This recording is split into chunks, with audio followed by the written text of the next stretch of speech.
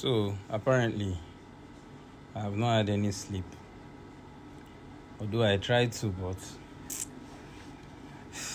this bad habit has already mastered me.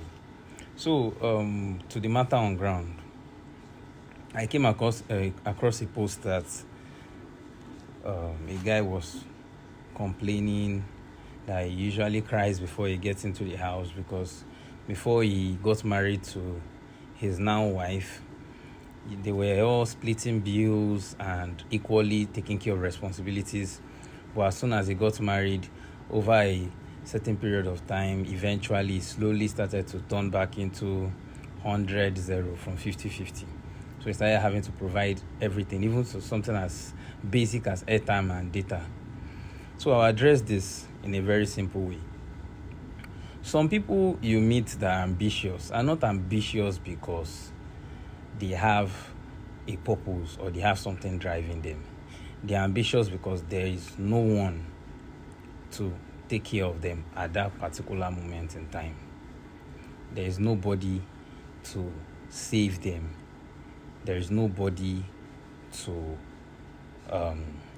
take up responsibility of taking care of them. So it's very easy to mistake that as ambition. It is very easy. This is not even only just for the woman. So men too, you meet, all bravado, all charm, and then you start dating them as a woman that is at least doing well for yourself. Suddenly, just notice every single time they are always in some problem. They are always some problem. And those are the ones that can use pennies to want to kill you. Because whenever you're about to break out of that loop, they pound you waiting no good. And then you are back to square one. So, that's one. Another thing I would also mention is, to the guys, there's something they call relationship creep. Relationship creep, CREEP, which means that you start a relationship without a goal or direction in mind. You did not have any set out goals for that relationship. You were just like, whatever happens, happens. Let's say it started from sex. You found this guy attractive. One thing is happening, another thing is happening. Before you know, you guys, fucked. And then somehow, you're now chatting. The next thing, you are going out on dates. Before you know, you find that funny. Before you know, you are in a relationship. Before you even know, some guys get married like that. And it's quite unfortunate that a lot of people get into relationships in this manner. Now, the disadvantage you getting into a relationship in this manner is you are very likely getting into a relationship with a purposeless person, a ship without a sail. And it is always going to end badly, with you as the villain. And let me not forget to add, with you as the villain. So for every single time you let's say you like a girl, if the first thing that crosses your mind is sexual, you should always keep it at the front of your mind that's its priority. If for you it is knack, you want to knack her, keep it as sex first, love later. Now, this would sound very, very strange in a moral sense, because women are very good at playing this moral card. They will want to keep their optionality, but get pissed off when they find out you yourself, you have some form of optionality. So what does that mean? It means that the woman may likely still be keeping orbiters around and all of that, backup options that will be giving her free attention and whatsoever, so that she does not get too emotionally attached to you, but would not want you to also have that. Which means that as soon as she starts trying to graduate herself forcefully, subtly but forcefully, into from just fuck bodies to an actual item, she now slowly starts to question everything you do. Maybe a female friend calls you. It starts from all those guilt tripping whenever a female friend calls you on the phone. Like, before you know now, that one now, people will start knocking. Those kind of statements will force you into this defensive mode or have to defend yourself. It actually begins from the initial stages of relationship creep. And this is because you did not define that relationship to yourself before you actually got into it,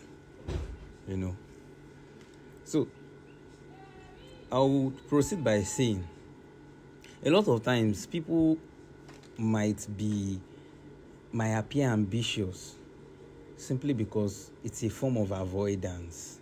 You have to take your time and watch to spot if this person is ambitious because they are purposeful, because they want better for their lives, rather than they have no one else to turn to, or they hate something about themselves and they use work, they use motion, they use movement to mask that, to mask having to sit down and deal with it. It's very prevalent, especially in a lot of obese ladies. Many of times you see them, they are very, very active, up and doing, and you always hear this in body positivity, blah, blah, blah. But deep down, they hate themselves. Deep down, a lot of them are not very happy with themselves. They are very insecure about their bodies, So they use the work, the overworking, pouring themselves into their job, trying to be the best, trying to be everywhere, trying to be this, trying to be that, just to escape the harder look at the mirror, which is, if I can dedicate so and so time to going to the gym, and I can prioritize my body, and I can make sure that I do not overeat, I do not stress eat, I'll be in a better shape. And maybe occasionally while they are doom scrolling, stumble across one picture of a transformation video, a video of a transformation journey of a lady that is even more obese than her. Then it takes her back to square zero, feeling that shame all over again, because there is it looks like learned helplessness. Basically looks like, it seems like this thing is possible, but to me, I don't feel like it's possible. So with that more shame, they drown themselves in more avoidance, which is more work.